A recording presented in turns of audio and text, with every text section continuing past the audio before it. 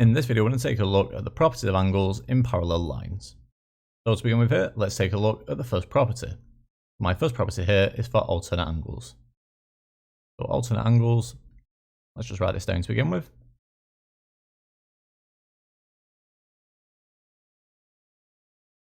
And you might know this better here as Z angles. So sometimes you might see this called Z angles.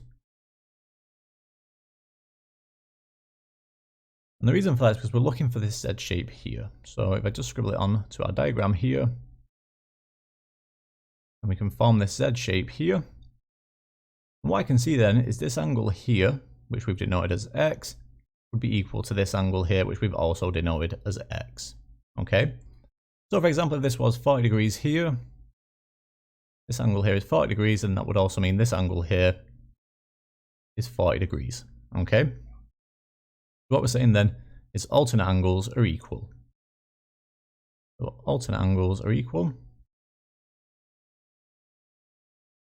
Let's just write that down.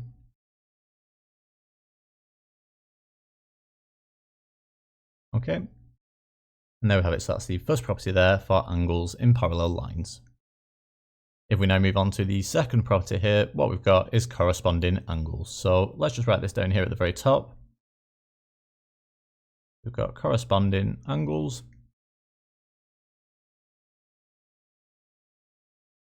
And you might know this better here as F angles. So let's just also write that down. So F angles. And the reason that we sometimes call these here F angles is because it forms this F shape here. So again, let me just denote this here on our diagram. We get this F shape here. Okay. So with corresponding angles, what we're saying here is this angle here, which we've denoted as X, is equal to this angle here, which we've also denoted as X. Okay. What we're saying then is corresponding angles are equal. So corresponding angles are equal.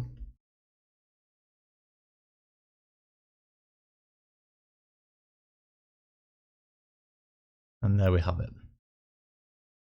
That's our second property there for angles in parallel lines. And finally then, if we take a look here at the very last property for angles in parallel lines, what we've got here is co-interior angles. So let's just write that down as well. Got co-interior angles.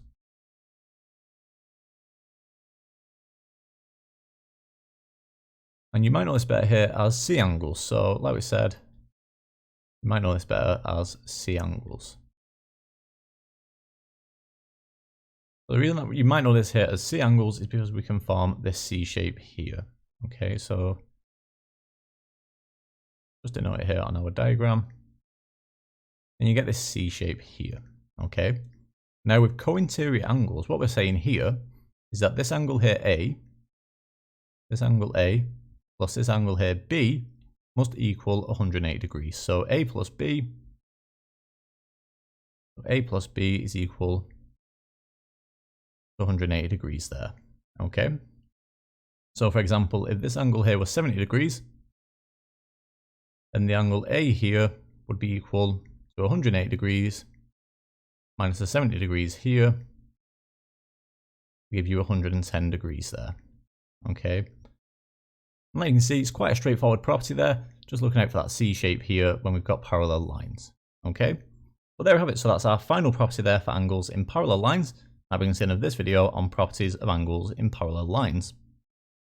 But in the next video, we're going to take a look at exam revision for angles in parallel lines.